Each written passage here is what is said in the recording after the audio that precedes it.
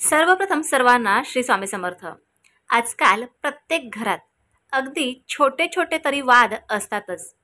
कधी कधी हे वाद एवढे टोकाला जातात की असह्य वेदना आपल्या मनाला होतात, परंतु आपण त्या घरातून कुठेही जाऊ शकत नाही। एकतर नवऱ्याबरोबर वाद होतात, एकतर सासू सासऱ्यांबरोबर होतात, किंवा दीर असतील किंवा नणंद असतील त्यांच्याबरोबर होत असतात, किंवा घरातले सर्व चांगले असले तर शेजाऱ्यांशी तरी वाद होत असतात। कधी कधी आपल्या घरात खूप चांगले चाललेलं असते, परंतु शेजाऱ्याला पाहवत नाही आणि त्यामुळे आपल्या घरात काही ना काहीतरी करणी किंवा त्यांची नजर आपल्या घराकडे असते आणि आपल्या प्रगतीला कुठेतरी त्याची नजर लागते, आपली प्रगती खुंटते। अशा वेळेला काय करायचं? अशा वेळेला इतका साधा आणि सरळ उपाय आहे की तो उपाय केल्याने ह्या सर्व गोष्टी नक्कीच आटोक्यात येतील, कमी होतील आणि तुम्हाला लवकरच ह्याचा फरक जाणवून येईल।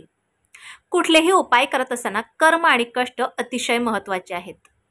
छोटे छोटे वाद विकोपाला जाऊ नये, त्यामुळे असे उपाय तुम्ही छोटे छोटे नक्कीच करू शकता, ज्याचा धमाका मोठा आहे। काय करायचे सांगते का? आपल्या घरात 7 प्रकारचे धान्य, जे कुठलेही असेल, गहू, तांदूळ, ज्वारी, बाजरी, नाचणी, काहीही असेल, अगदी फटाफट सांगते बघा। एक पिवळ्या रंगाचं कापड घ्यायचं, चिमूट भर किंवा अर्धा चमचा असे हे 7 धान्य एकत्र करायचे। पिवळ्या रंगाचाच कापड घ्यायचा, कमेंट करू नका। पिवळ्या रंगाचं कापड घ्यायचं, आपल्या पिवळ्या रंगाच्या कापडात 7 प्रकारचे धान्य ठेवायचे। दक्षिणेला आपण बसायचं, जिथे कोणी आपल्याला रोकठोक करणार नाही।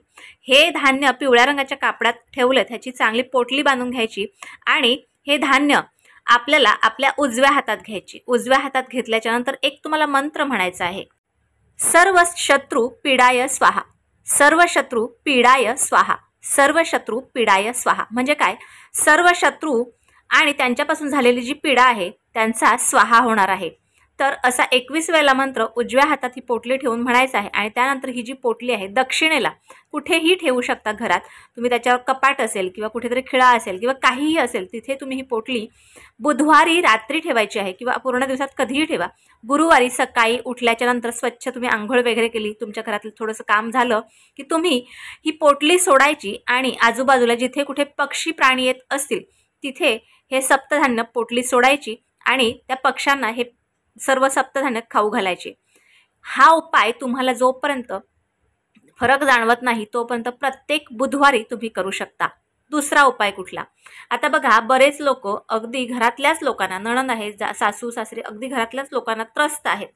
अशा वेळेला काय करायचं बघा, तर काय करायचं, एक काचेची बाटली घ्यायची, त्यात चमचाभर मध घालायची, मधावर थोडीशी चिमूटभर हळद घालायची, थोडेसे अक्षता घालायचे आणि थोडेसे गुलाबाच्या पाकळ्या घालायच्या। त्यानंतर तुम्हाला ज्या व्यक्तीपासून त्रास आहे, अतिशय पटत नाही, भांडणं होतात, अशा व्यक्तीचं एका छोट्याशा प्लेन पेपरवर नाव लिहायचं, कुठल्याही पेनाने लिहू शकता, आणि त्याची व्यवस्थित छोटीशी घडी घाला आणि त्या मधाच्या बाटलीत बुडवून ठेवा। ही मधाची बाटली व्यवस्थित बंद करून ठेवा आणि त्या व्यक्तीपासून झालेला त्रास तुम्हाला संपलेला आहे असा पॉझिटिव्ह विचार करत ही तुम्हाला बाटली 13 दिवस दक्षिण दिशेला ठेवायची आहे। 13 दिवस झाले की 14व्या दिवशी तुम्हाला ही जी बाटली आहे एखाद्या सुनसान जागेत नेऊन अशी आपटून फोडून द्यायची आहे, पण कुणाच्या पायाला लागणार नाही ह्याची काळजी घ्या। हा उपाय तुम्ही कधीही करू शकता, परंतु 13 दिवस आपली बाटली आपल्या घरातच राहील ह्याची काळजी घ्या। ह्या छोटे जरी हे उपाय वाटले तरी हे उपाय अतिशय प्रभावशाली आहेत आणि तुम्हाला झालेला त्रास, या त्रासातून मुक्ती तुम्हाला कायमची मिळणार आहे। आजचे छोटे छोटे उपाय तुम्हाला कसे वाटले मला नक्की कळवा। व्हिडिओ आवडल्यास लाईक, शेअर, सबस्क्राईब मात्र जरूर करा। पुन्हा भेटू अशाच एका नवीन व्हिडिओ सोबत, नवीन विषयासोबत। तोपर्यंत सर्वांना श्री स्वामी समर्थ।